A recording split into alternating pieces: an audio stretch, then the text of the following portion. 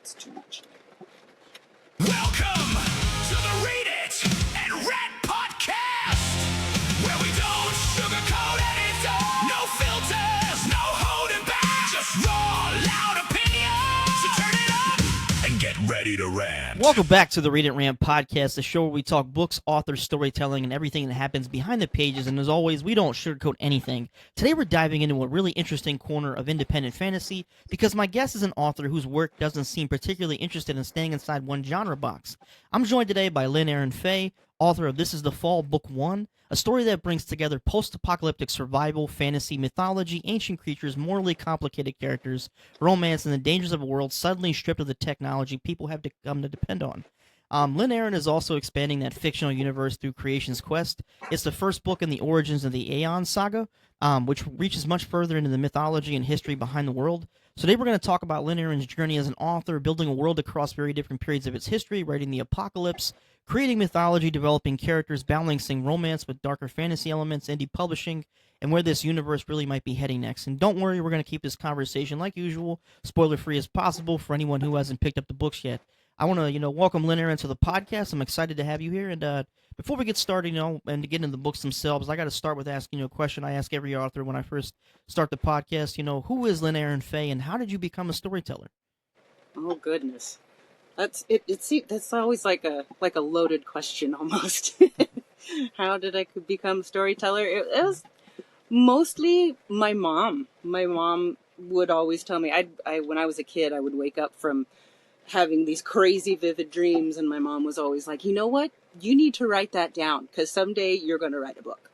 Mm-hmm. And so that's just kind of what started it. I always just wrote down my dreams, and then I've always been a bookworm and that kind of a thing, and it just all kind of happened that way. And I gotta admit that I'm really jealous of your backdrop because that is soothing. Oh, is it? Yeah, that is just gorgeous. I love the nature aspect. I'm a huge camper and hiker, yeah. so yeah. Okay, I live full time in a 35-year-old camper, so. Yeah, it's a cool little backdrop. It's very relaxing, and it's raining, and it's the ambiance very homey. Yeah. But do you remember the point when writing went from something you enjoyed doing to something where you thought I actually want to publish this and let other people experience it? It was probably, oh gosh, I don't know, maybe about 10 years ago. I thought, if I keep writing and get a little bit better at, just my craft and, just studying the whole process of writing, that maybe someday I'd be able to, put a book out into the world and let everybody be able to have a crack at it and not just my family. Mm-hmm. But yeah, it was probably about 10 years ago. And I know family's kind of biased because they're like, man, we got to read this and we don't want to hurt her feelings. Yeah, I know, right? See her every day. So we're just going to tell her this is amazing because, that's our daughter. So. Yeah, exactly. But, exactly. Your work does touch fantasy, science fiction, romance, horror, and post-apocalyptic fiction. Were you always attracted to stories that really cross genre boundaries? There's that saying, you want to write the book that you would want to read. Mm-hmm. I always was kind of looking for a book that was like that. And when I was in high school, I read all kinds of, there's like R.L. Stine and Christopher Pike and, of course, Stephen King and Dean Koontz and Anne Rice and, and then I was also, totally into fantasy, and I was like, wouldn't it be kind of cool if there was like a meshing of the two? And then it just kind of snowballed from there. So what's something unique about your writing style that is really distinctly related? It's just LynnErin Faye. There's nobody else that writes like that. What will attract other readers to your writing style? Probably, I guess, like the humanity and heart that I like to put into it. I like to make sure that I want readers to connect with my characters on like a deep emotional level, where they can just feel like they're like in the character's shoes, so there's a lot of like internal monologue and, so it's, I try to make it kind of deep, I guess. Otherwise, oh gosh, deep and cinematic, I guess. That's stuff that, you can see this stuff happening in your head for those of us that read and have full movies playing in our head. Yeah, I think you have to be a visual learner because I know when I have a lot of people that always ask me like, why don't you read audiobooks? I was like, I'm a visual person. I have to Uh-huh. see it when I read. I can't retain information by auditorily processing it. I have to Yeah. read it because then I can visualize it, and it's how I Yeah. learn. And I Yeah. know the people that can listen to an audiobook and like retain it without getting distracted, those people are freaking Superman because they're Yeah. Superwoman. I can't do that. That Yeah. is a superpower in of itself. Um, Yeah. but I want to get into This Is the Fall. Without giving away anything you want readers to discover for themselves, what is the story about at the heart of it? At the heart of it, it's more like a I guess you could call it almost like a journey Mm-hmm. of like self discovery and like coming into yourself. Mm-hmm. But like I guess let's see without spoilers, it starts and there's some weird supernatural things that are going on in national parks and national forests across the country, and like killings and disappearances and stuff like that. And there's a small group of people that feel like it's connected to some weird geological things that are going on, but that just kind of all gets poo-pooed, and then we come up with our main character, the FMC, and she's kind of like an outdoorsy girl, and she decides she's going to go up to the mountains and go take some pictures and do a camping trip. And then her car breaks down. She doesn't know exactly what's going on. Mm-hmm. She just knows that her car has never left her stranded before. And she runs into somebody in the mountains and discovers that her phone's not working and that there really is like the whole grid has just gone down and nobody knows why. And then it just kind of snowballs from there. And she's got to decide how she's going to survive this, if she's going to try and get back home, or what all's going to happen. And Gotcha. I know a lot of apocalyptic fiction like immediately throws the readers into explosions, destruction, and warfare as zombies. Your mm-hmm. concept really seems to approach the apocalypse differently, almost as something like creeps into the world. What interested you about Mm-hmm. making the beginning of the apocalypse feel unsettling rather than like immediately explosive? Yeah. So in my little world, I have to go back to when I was a kid, and I say kid, but when I was in my early 20s, Mm-hmm. and I had a dream, and I woke up from this dream. I had seen this creature, and I don't want to describe the creature too much, but it just kind of burned itself into my mind, and I was like, that's the creature that brings about the end of the world. I can just see it. And it just kind of stuck, and I tend to like stories and books and movies that are full of like creeping dread, like stuff that just kind of makes you it's quiet, that makes you lean in and kind of like you just kind of get tense Mm-hmm. over what you're experiencing. Those are my favorite kinds of stories, the ones that just can be kind of deeply unsettling because you don't know what's going on, and it's just kind of like a quiet slow death of everything. Mm-hmm. So why was the Pacific Northwest the right environment for this story, especially as it pertains to the main character? Um, well, I grew up in the Northwest, Oh. and I've always felt like the forests up there, like you walk into a forest in the Pacific Northwest, and it's like, I swear there's still dragons and fairies and unicorns out here. I Mm-hmm. just know it. It's really magical, but at the same time, it's also super creepy Mm-hmm. if you're out in the middle of the woods by yourself, and because there's all kinds of wild critters out there, and I've always had like a crazy imagination, and so I'd be sitting out in the forest. When I was a kid, I used to hop on my horse and ride down the road to a state park and just like ride around the lake that was there. And I would always make up fun stories in my head about, what if I was just riding down this trail and this crazy creature jumped out, Mm-hmm. like that kind of stuff. But it's just because, it's just the Pacific Northwest is always kind of dark and rainy, and it feels, when you're in the forest, it just feels kind of claustrophobic and unnerving sometimes. Mm-hmm. And I just kind of wanted to bring that into the story. I know. Speaking of the FMC Amber, what qualities did you want her to possess before everything goes wrong? Um, what qualities did I want her? Well, I wanted her to be self-sufficient, and like able to take care of herself, but she also has a lot of doubts in herself. She's like a little bit socially awkward, a lot bit socially awkward, and introverted, and just kind of has a very small circle of friends, and that's about it. And I wanted to see, just kind of explore what it would be like if somebody like that ended up, stranded 70 some odd miles from home, and cars aren't working and there's no electricity and civilization is collapsing in town, but she's out in the woods by herself. How much research did you do in like wilderness survival, hiking, emergency preparedness, or what would essentially realistically happen if modern infrastructure suddenly stopped functioning?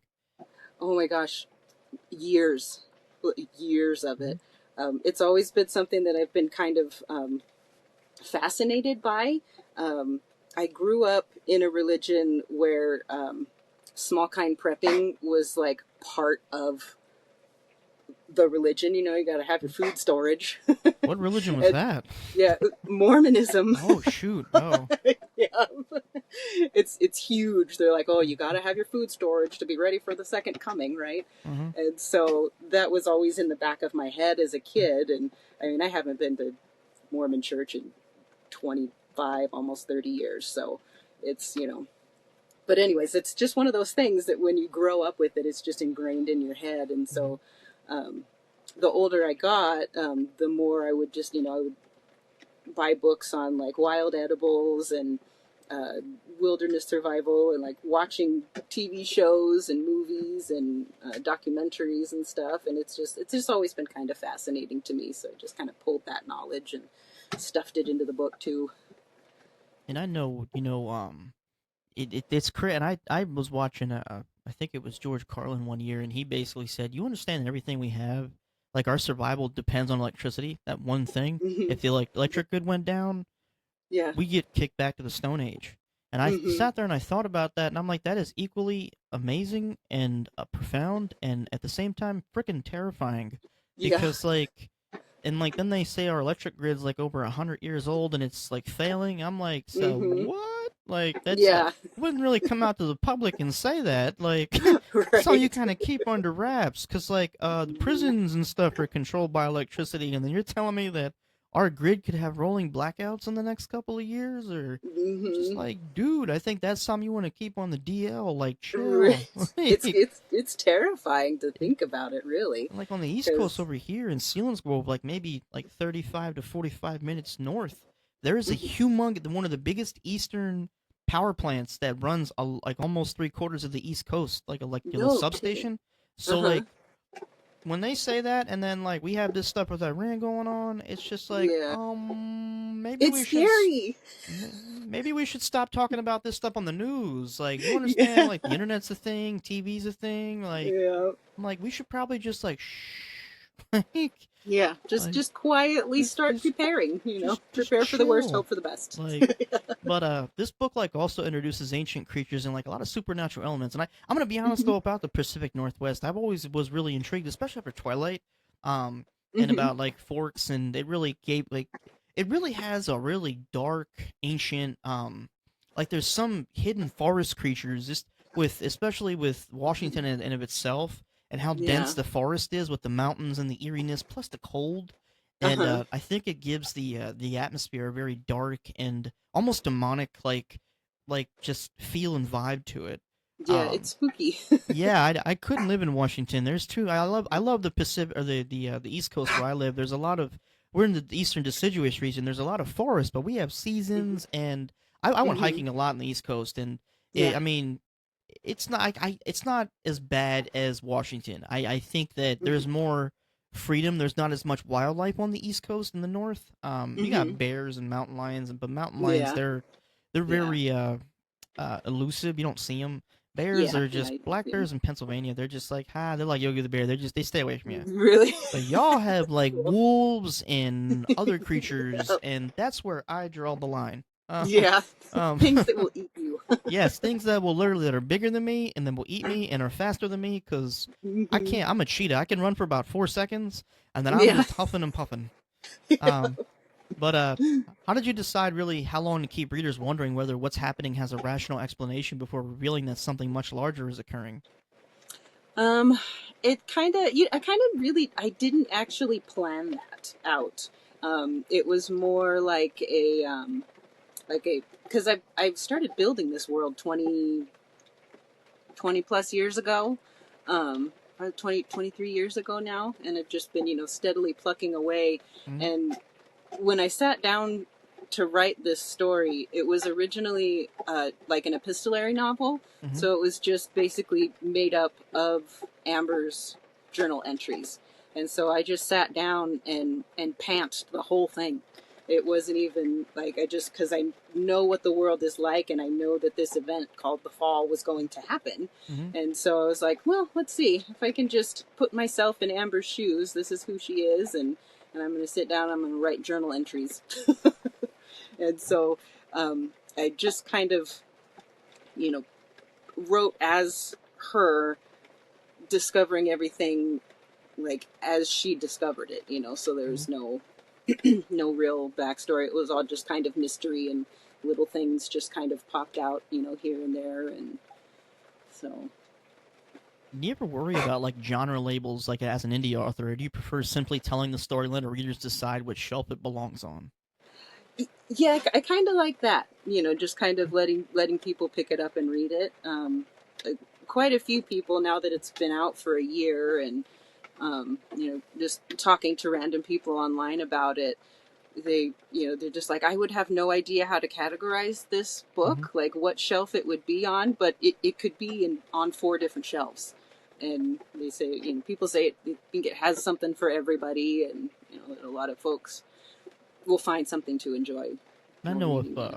I have a book that like crosses genres, I either categorize it like speculative fiction or mythical fiction or Mm-hmm. mystical fiction that way because it covers like a bunch of stuff. And I have a book like that right now, and it's really rare that I find these books that cross genres. I love them because they're so like they appeal to more than one of my favorite book genres. Mm-hmm. They're just hard to figure out which shelf to put them on because I have everything categorized in my library now because I have over 2,000 books. So like I Oh have wow, why that's I have awesome. I have indie up here, YA down here, dark romance over here, fantasy, and then I have a little bookshelf that's about 63 inches tall for horror. Horror is Uh-huh. not that full, so and I also Yeah. mix that with that speculative and mythical fiction, um, Mm-hmm. because it's just I don't know where to put it. Yeah, yeah. So I've had some people say that this is the fall is, it's like it could be on like a paranormal shelf, it could be on fantasy, it could be, sci-fi or speculative, or, in any of those things. And I'm like, wherever you want to put it. I just wrote the book I wanted to read. So how do you with it being a multi-genre thing, and I'm assuming there's some romance in there? How do you Hmm. incorporate romance into a survival story without allowing the romantic storyline to overwhelm the larger stakes of the story? Um, Gracious. That is a really good question.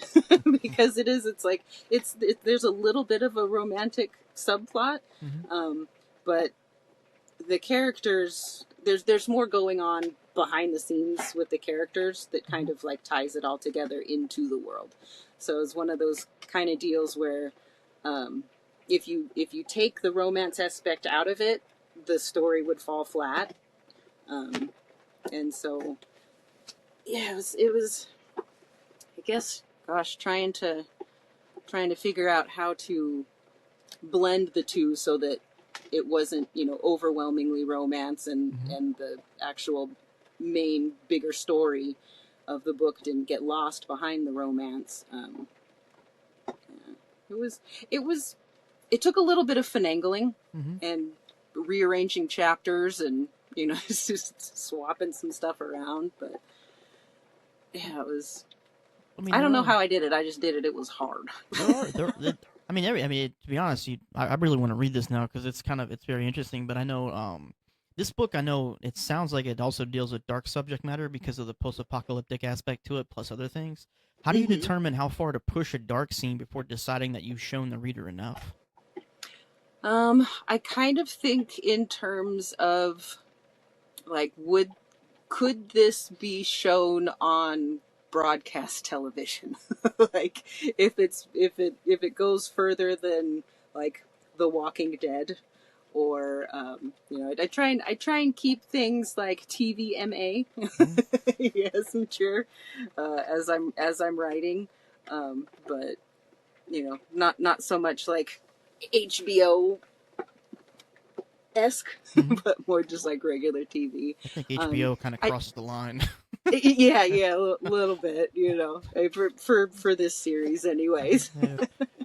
So yeah, I try and keep it.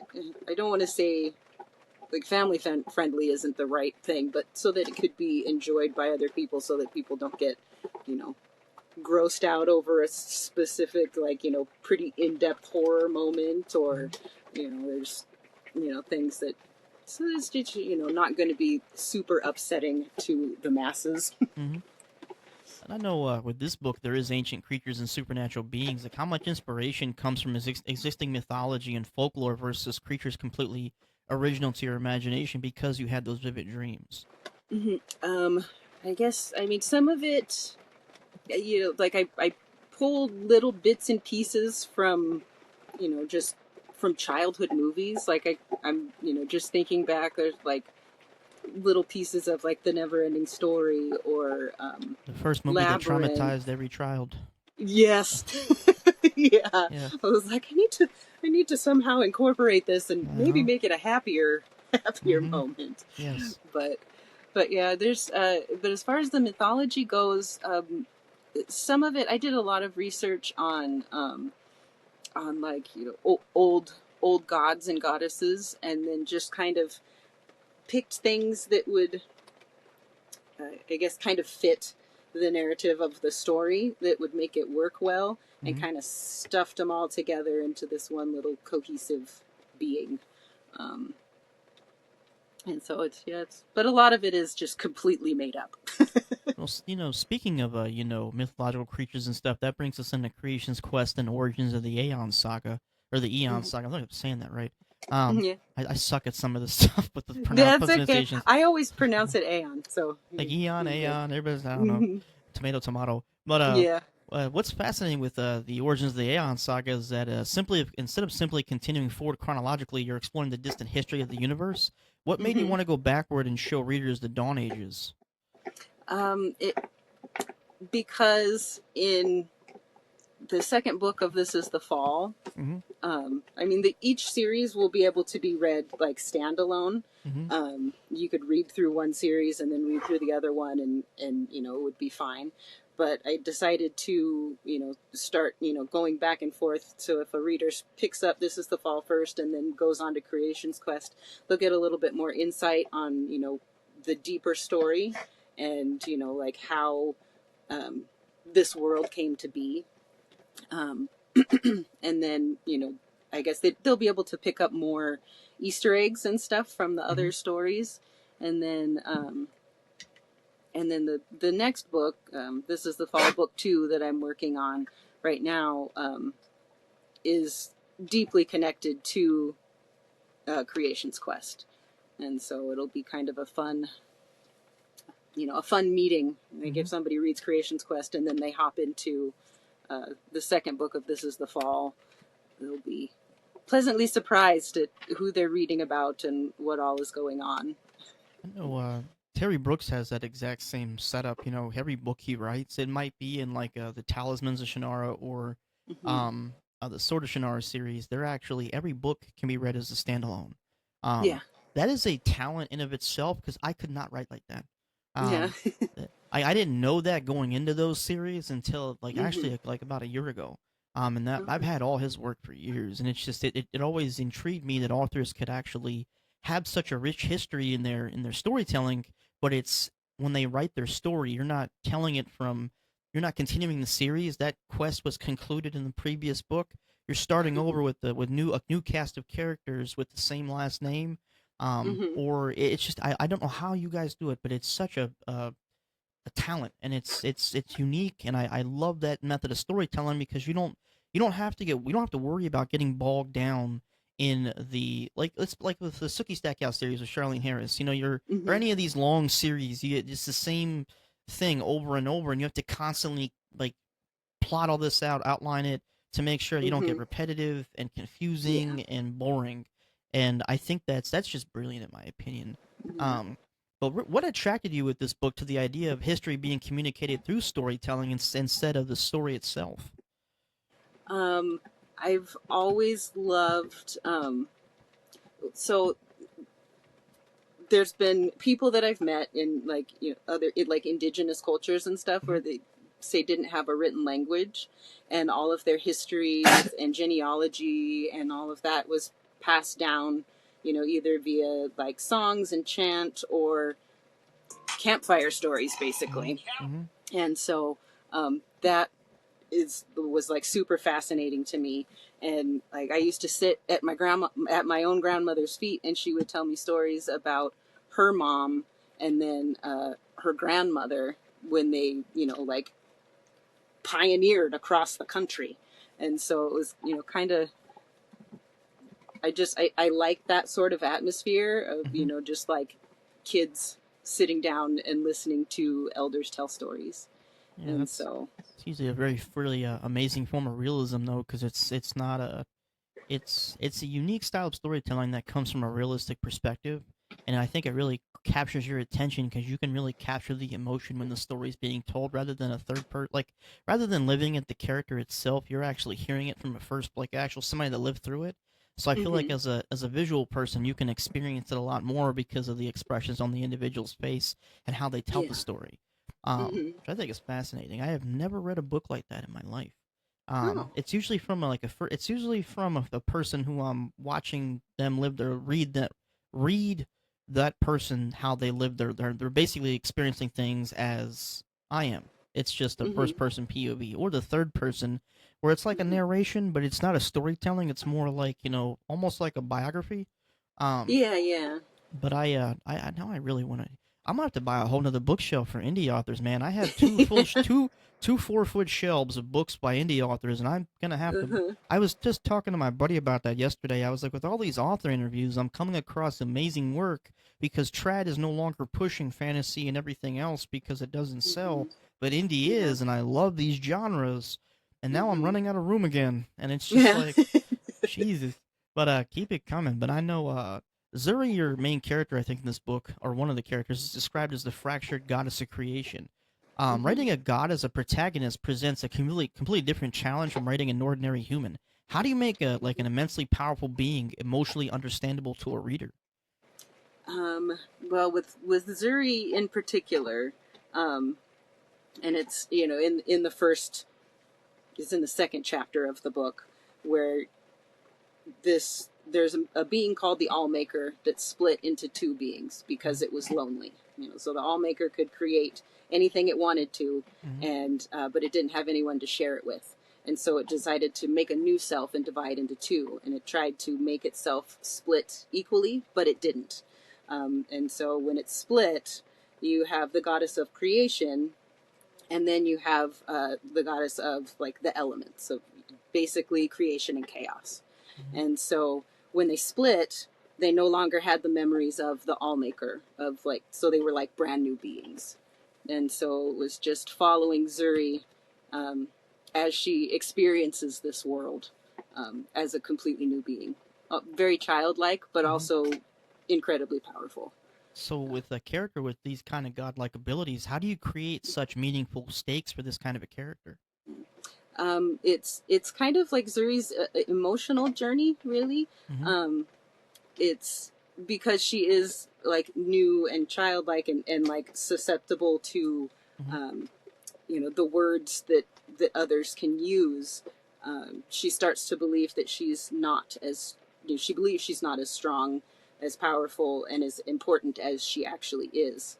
And so it just along with her journey of like discovering who she is and stepping into her strength and knowing who she is beyond the shadow of a doubt is it's just the reader gets to learn along with her, kind of a thing. And I So and I know because the fall and origins can be read as standalones, are there different things that readers encounter in This Is the Fall that might take on completely different meaning after learning more about the ancient history of the universe? Yeah, yeah. So like if somebody was to pick up and read Creation's Quest first, they'd have a little bit more insight on what is going on in This Is the Fall. Hmm. And then if they read This Is the Fall first, then they hop into Creation's Quest. Um, there'll be a whole lot of aha moments. Sorry, excuse my dog. He's That's chewing a cool. bone and coughing down there. It's cool. I heard him earlier. I thought it was a dog. I heard him sneeze. Yeah, yeah, he's coughing on the bone he's chewing. Cool.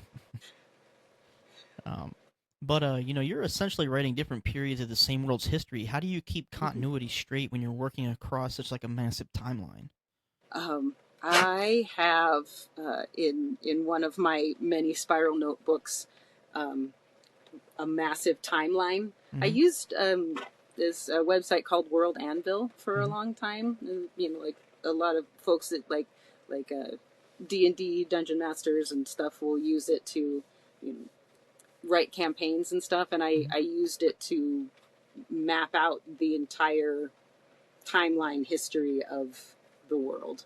And I always just refer back to that when I'm writing, because it's like you can't keep it all in here. Hmm.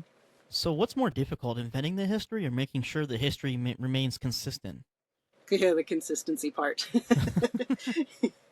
Always, because I've always got like 12 different things going on in my head, and I'm like, okay, well we can throw this part in this book, and that'll be great. And then I'm like, wait a minute, let me double check the timeline because this might not work. And so, yeah, for every story that I've written, it's got its own timeline and where it lines up with other stories, because most of the stories that I've written, so I've written a bunch of stories, but I've only published the two. But all of the stories that I've written are all connected in some way. Like, how far ahead too do you know the world's ultimate story? Do you already know where the where everything eventually leads, or are all parts of it still like revealing themselves to you? Most of it's already done because I world built for so long, Hmm. and now I can just like take characters and plop them into the world and just write their experiences. Hmm. But yeah, I know pretty much how it started, how it all began, and where I'm going to end if I ever write enough to get to that point. Gotcha, gotcha. What does like a normal writing session look like for you? um there's a lot of staring off into space and grabbing my little spiral notebooks and double checking stuff and grabbing my other books, and then I'm like, okay, I got it all straight, and then I can type away for like an hour, and then I'll just have to stop and stare off into space again and to think about stuff, and then cross reference. And so, but I can sit down for like 6 hours and just write and write and write and write. How different did the finished version of This Is the Fall become from the version that you originally imagined? Oh my gosh, it's so different. I I'm mean, sure. it's not different. Like the Hmm. story is, it's the same, Hmm. but it went from, you know, about a 27,000 word journal entry epistolary short story Hmm. to a 153,000 word multiple point of view hunk, I guess. So it changed a lot. And now, how do you? So I have to ask this. How do you handle reviews, especially when 10 readers can walk away from the exact same book because reading is subjective, with like 10 completely different interpretations? Yeah. Um, I, I I try not to read a whole lot of the reviews. I'll go through and I'll peek every now and then. Hmm. Um, but I haven't, I mean, it's only been out for a year and I haven't gotten like a bad review yet. I'm waiting. I know it's going to happen. but, um, but yeah, as far as, reviews, everybody's, everybody that's read it so far and left a review has left, very similar feedback, that it was, they couldn't put it down. It was a page turner. They can't wait for the next one. And it was surprisingly emotional. So, What do you hope someone feels when they finish one of your stories? um, I hope that they kind of will, like put the book down and feel a little changed, Hmm. that maybe there is still magic out there in the world. And that, you know, even through crazy, scary times, good things can still happen. When readers like eventually reach the end of this entire universe, however far away they might be, what do you hope they'll look back and realize the story was ultimately about? Um, I hope that they would think that the story was about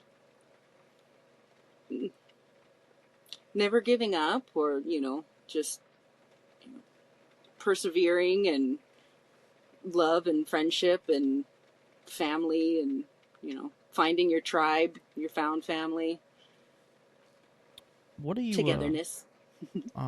what are you currently working on, and what can you tell us about any upcoming work you have that you're typing up right now, without getting yourself into too much trouble with spoilers? Yeah. Let's see. So the one I'm working on right now, I'm working on book 2 of This Is the Fall, and a book 1.5 Mm-hmm. from a separate character's point of view, and it's going to be all in this other person's point of view. So there'll be like This Is the Fall book 1, and then a novella in between, and then book 2. And I'm also I'm always simultaneously working on and adding things to the other stories. I have the Aeon Saga is basically the origin story of Grandmother, who's the storyteller in Creation's Quest. And so that all kind of sort of takes place about the same time as This Is the Fall. And then I'm also working on book 2, 3, and 4 of Origins of the Aeon Saga. So more about Zuri's story, and how the world kind of came to be up until the moment that This Is the Fall happened. Do you have release dates for those, or do you have like a progress that you're going to be made, or? Probably, I'm hoping by about this time next summer I'll have the next This Is the Fall book done, and then and released into the world. Mm-hmm. And so I'm what I'm going to try and do is a book a year. I'll finish This Is the Fall, the two other books in This Is the Fall, Mm-hmm. and then I'll go ahead and finish the Creation's Quest series, the Origins of the Aeon Saga, Mm-hmm. and then I'll move into the Aeon Saga. The Aeon Saga was that's kind of like my book baby, and it's like my heart story. Mm-hmm. And so I wanted to make sure I actually wrote the whole. It's because it's when I first wrote it about 15 years ago, it was a trilogy. Mm-hmm. And I realized when I got through about halfway through the second book that I didn't have the writing chops to do that story justice. And so I basically shelved it. I trunked it and was like, I need to work on some other things first, because I want to make sure that one's good. Very, very good. So yeah, probably a book a year until I'm done with this world. How many books are you going to have in this entire series? Probably 10 to 12, I'm guessing. My books they tend to grow, and the stories tend to grow as I'm writing them. Mm-hmm. So it's like I have dozens of stories that are all in the first draft or chapter summary form, and then when I start writing, sometimes they just grow. Kind of like how This Is the Fall did. It ballooned from 20 some odd thousand words to 150,000 words, so so they grow. Gotcha. What is something happening in books right now, or publishing or writing or the indie world, that you would like to rant about? I like to ask this question to authors sometimes, because there's always something to rant about. Yeah, there is always something to rant about. I feel like because when I first started publishing, I've been writing for 20 plus years, but I finally published my first book, and it was right at the dawn of AI generated stories. Mm-hmm. And now it's everybody just, I don't want to say everybody, but a lot of people just assume that an indie author, because they decided to go the indie route instead of the traditionally published route, where they're just like, well, all indie authors do is just use Chat GPT to write their stories for them, and then they just put that out into the world because, it's like, but there's so many wonderful, well-written indie authors that their work is getting buried by AI slop right now, and it's just I don't know. sad. It is sad, I hate that. and I have Yeah. a lot of authors that are saying the same thing. Like I had somebody message me. I'm not gonna say who it is because she told me not to say anything. But amazing authors are getting frustrated, and they're quitting writing because Mm-hmm. of the backlash and people accusing authors of using AI or Yeah. cover art. Like, look, I Mm-hmm. get it that it's art, but you have to understand like the economy is horrible. Publishing a Yeah. book is expensive. I am writing a It's so book. expensive. I Yeah. looked into the cost, and oh my god, like Yeah. It like make you choke. and I can't stand people on Book Talk specifically, and I want to rant about this for a minute because it needs to be Mm-hmm. said. Listen, traditional published trad publishing houses, okay? It is Mm-hmm. so hard to get a trad publishing deal. Oh my God. It's nigh A on lot of impossible. people don't read anymore. It's just like Yeah. statistically, Americans, in specific, and statistically, only read a book a year. That's Yeah. it. And then That's on it. top of that, to get a literary agent to take your work serious in the fantasy, sci-fi, horror genres Yeah. are impossible Yeah. because I read an article in the New York Times 2 days ago that basically said that trad publishing houses are not taking risks with new authors. They're only going with established authors Yeah. because they don't want to lose money and take Yeah. that risk because of how expensive it is to market for, not to mention trad publishing doesn't market anymore either. That's why they're poaching Book Talk. And I think Yeah. that's why as soon as they found out that the US bought Book Talk or TikTok in general, it became a Mm-hmm. business. Now all you Yeah. see is advertisements for this and the same recycled book tropes, and I think Yeah. it's wrong that authors are getting such backlash for this AI slop. And Mm-hmm. I mean I see it all the time in the news that trad publishers are finding out people are using AI and they're cutting their contracts and accusing them of Mm-hmm. plagiarism. But the indie Yeah. community, really, from my experience, I only had two authors that I actually found out used AI Mm-hmm. because I had to do. I wasn't trying to accuse them, but their writing really made no sense. Yeah. It was repetitive, and it went.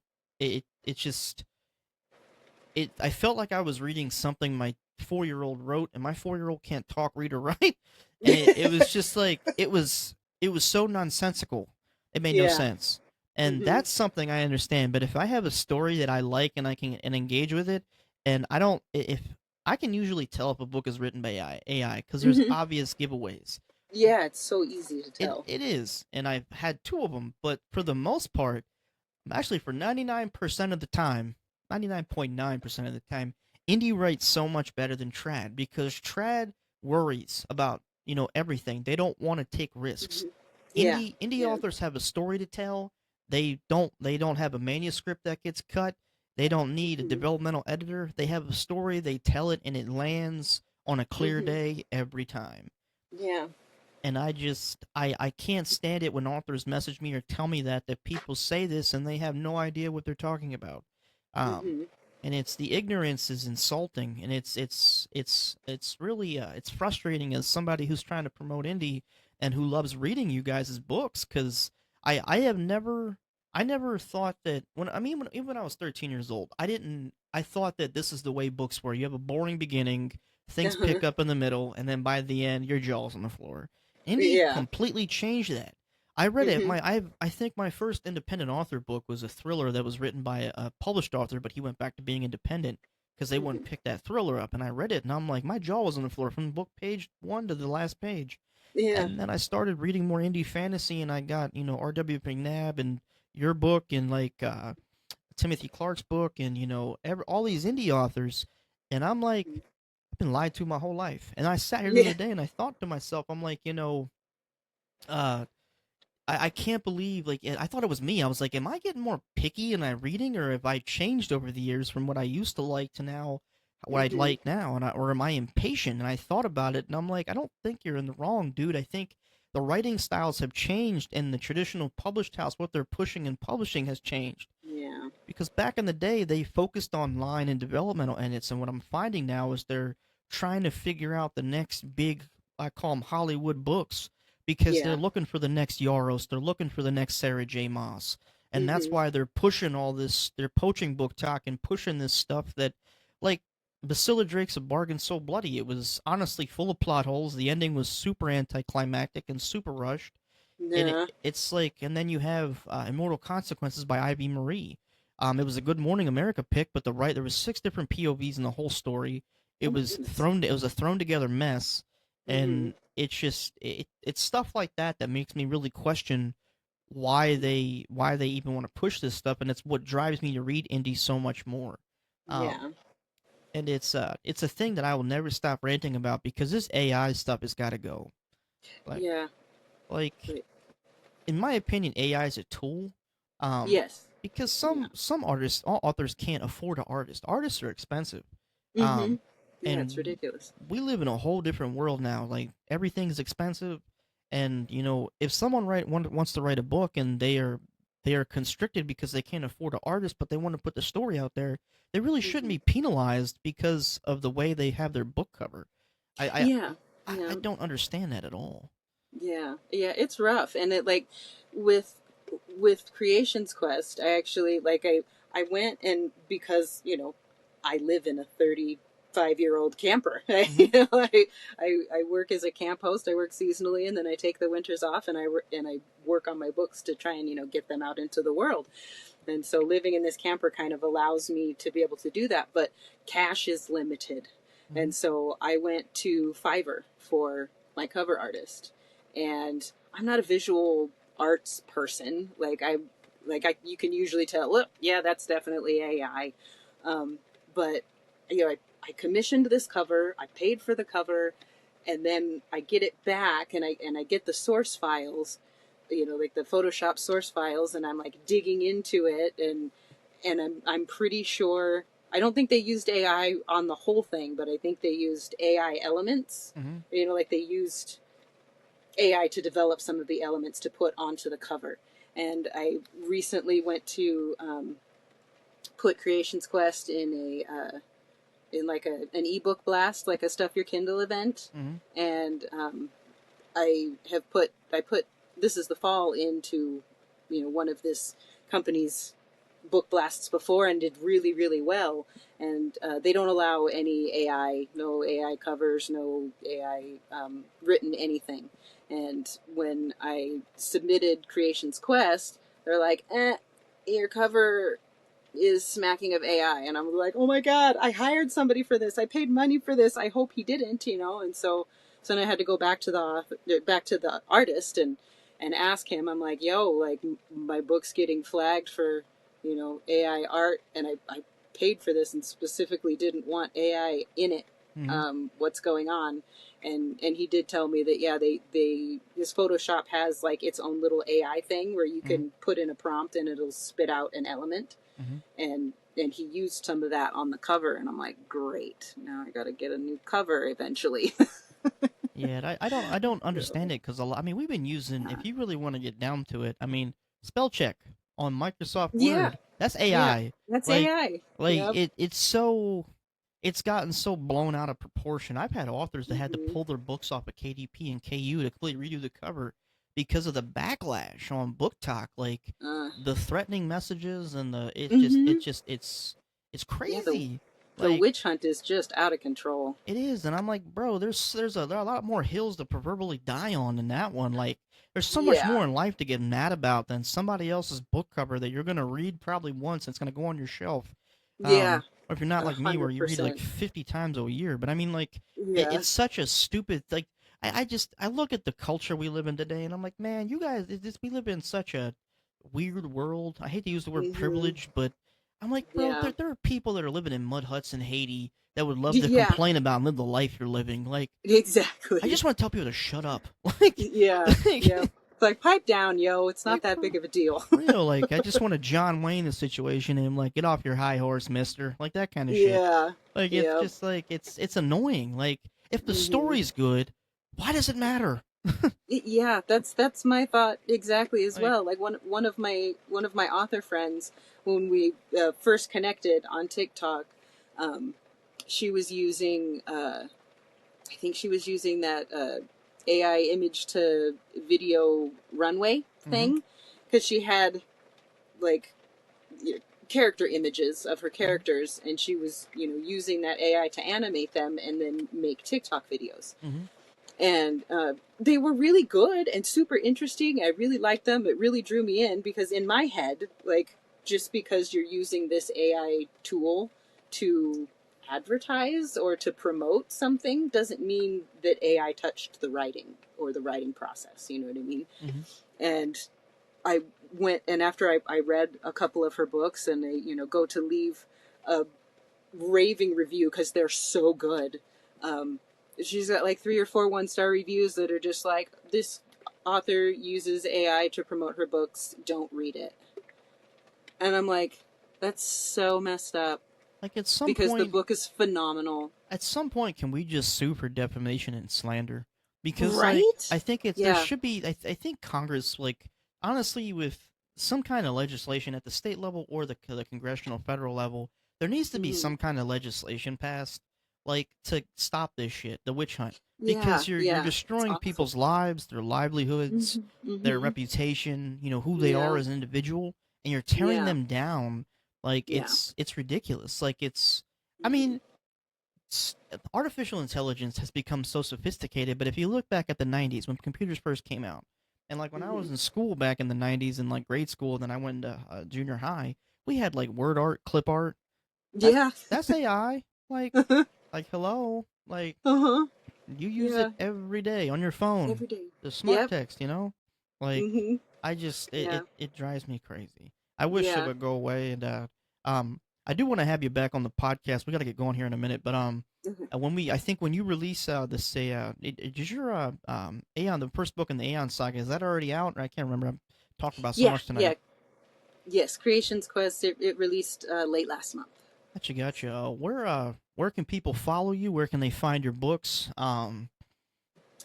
You can. I have an Etsy shop where I sell like author copies signed, with some bookmarks and that kind of stuff. It's called the Quill and Quartz Mercantile, and then my books, you can always find them on Amazon. They are on KDP, or not KDP, the Kindle Unlimited as well, so you can read them for free if you have a Kindle Unlimited subscription. And then social media. I'm on Instagram as a LynnErin Faye author, and then on TikTok as well. I have a website. It's www.LynnErinFaye.com, where you can also, there's links to purchase the books there as well. Gotcha. Well, LynnErin, thank you so much for coming on to the Reader Rant podcast and giving us a look behind the curtain at your writing. With This Is the Fall, Creation's Quest, the mythology behind this universe and everything you're building. And everybody listening, make sure you check out LynnErin Faye. This Is the Fall, Book 1 in Creation's Quest, and follow her on all her social medias, and check out her Etsy shop so you can keep up with what's coming next. And while you're there on TikTok and YouTube as well, make sure you're following the Reader Rant podcast on YouTube, Spotify, Facebook, and TikTok for more author interviews, book reviews, indie author spotlights, and of course, plenty more rants. All right? Until next time, keep reading, keep supporting authors, embrace the rant. Read It and Rant is out.